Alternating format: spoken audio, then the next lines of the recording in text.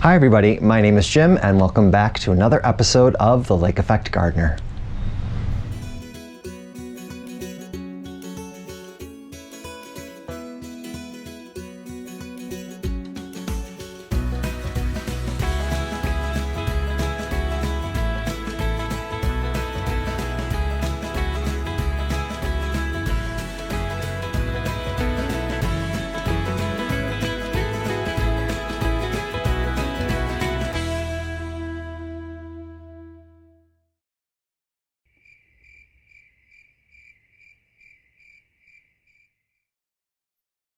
I'm home!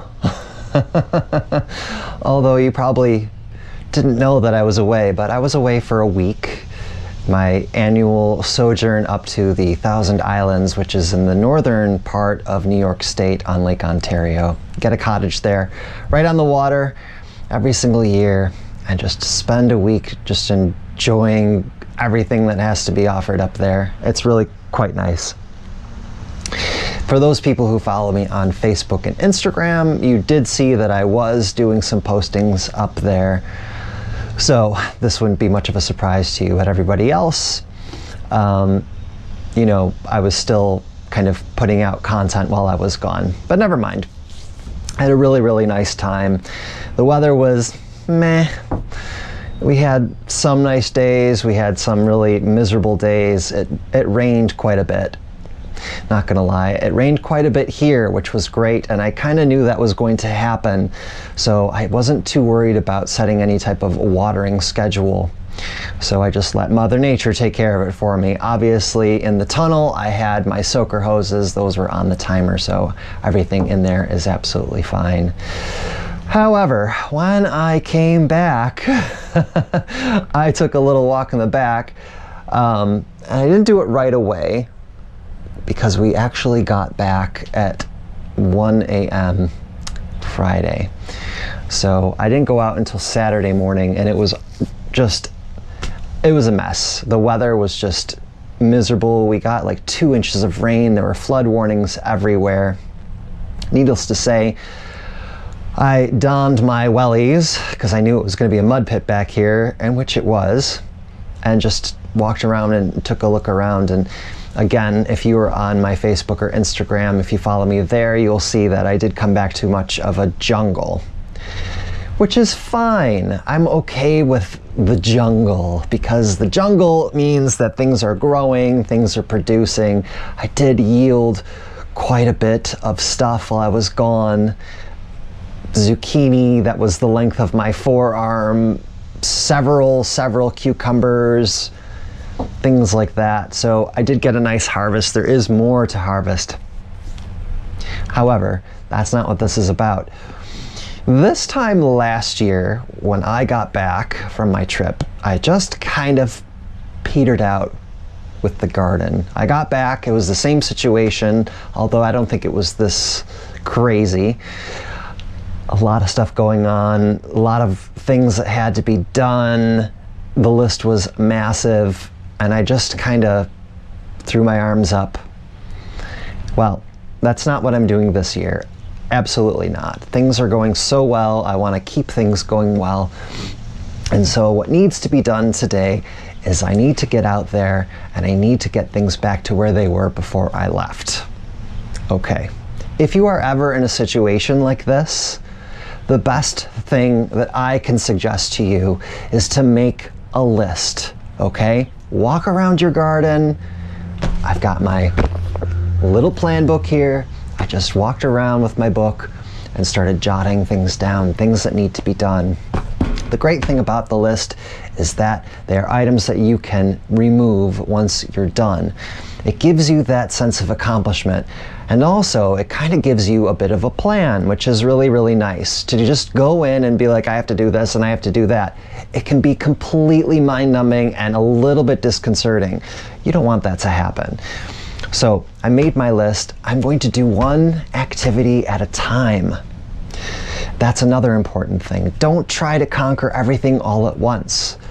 Do it over a couple of days, maybe even a week if you need to, but take your time. Your plants are cool. They're taking care of themselves. It's all the other things that go around with that that need to be taken care of. So, just a few things that I listed here. Number one, weed the garden beds. So, that's a really, really high priority for me right now. A lot of weeds just popped up out of nowhere, okay? I want to get the weeding done first. Get that out of the way, okay? Number two, cut back flowers. So in other words, if you need to do deadheading, that's another puttery job that you can do, okay? And it doesn't necessarily have to be flowers, it could be cutting back other things. Say you've got dead growth on a plant, etc., etc., okay? So that's a really, really good activity you can do. Okay, tying in your plants. Now you guys saw this in my last garden video where I was taking care of the tomatoes and the squash and the melon and things like that. Well, a week has gone by, substantial growth has already happened, so that has to be something else that has to be done. Harvest veg, I did a lot of that. Okay.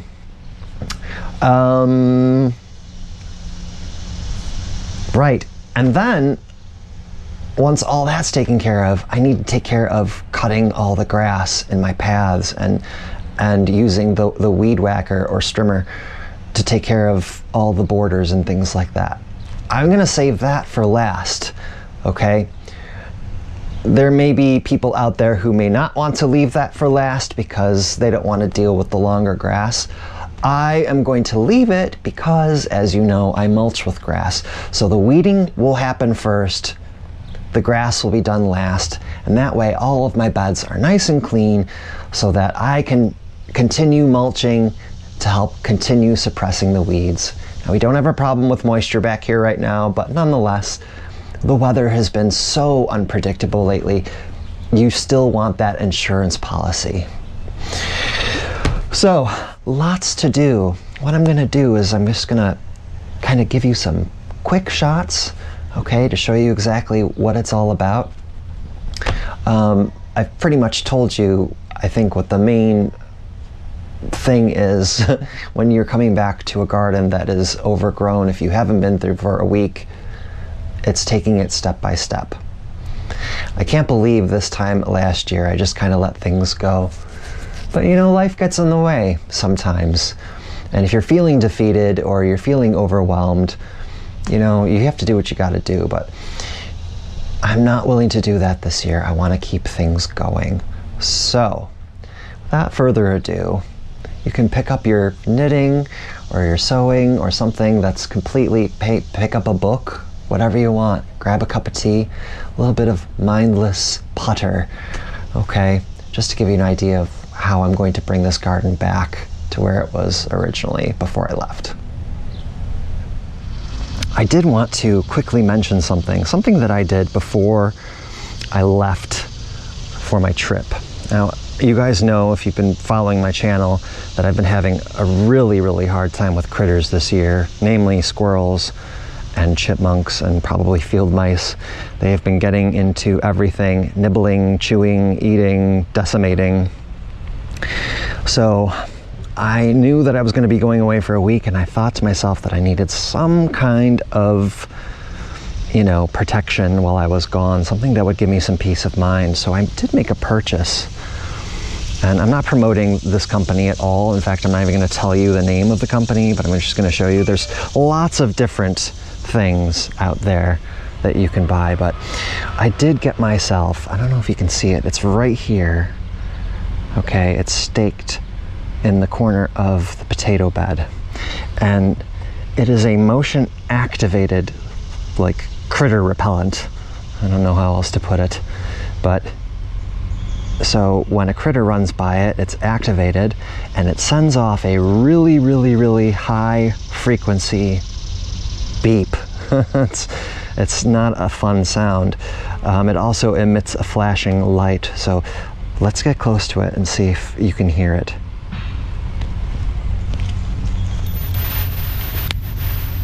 Oh yeah, see the flashing light? Okay. Flashing light's really good for those nocturnal animals. But I have to say, it's been working a treat. I haven't had anything eaten while I was gone.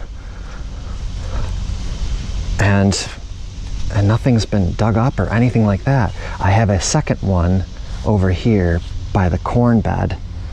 Let me see if you guys can see it. Here it is.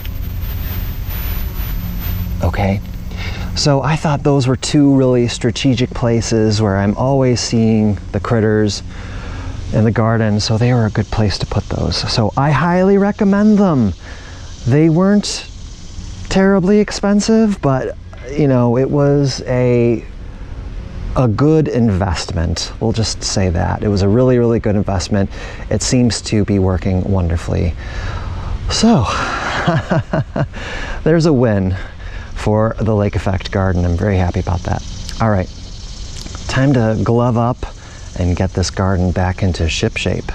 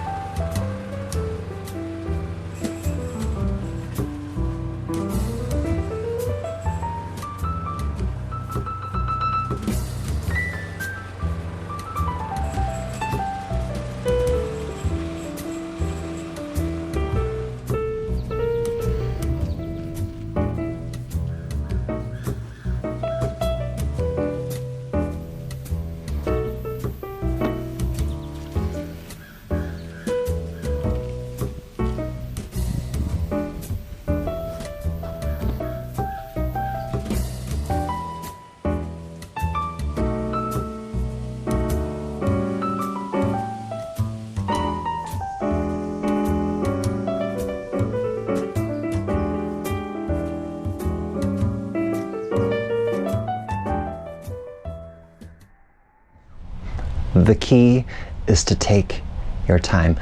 Be methodical, okay? Make a list.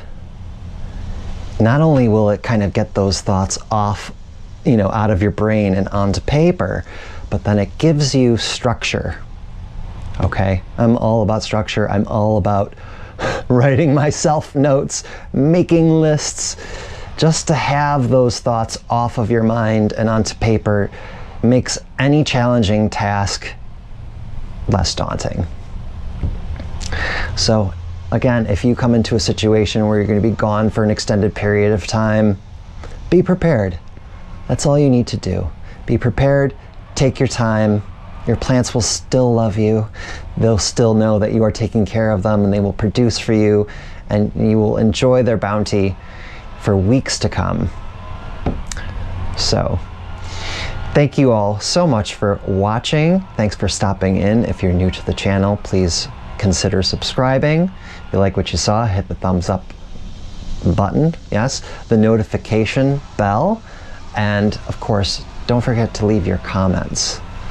That's always really an enjoyable part of this channel. So again, thank you so much. Hope you are all doing really, really well, and I will be back soon with most likely a July garden tour. Can't believe we're already at the end of July. Holy smokes. All right, everybody, take care, and I'll see you all really, really soon. So long.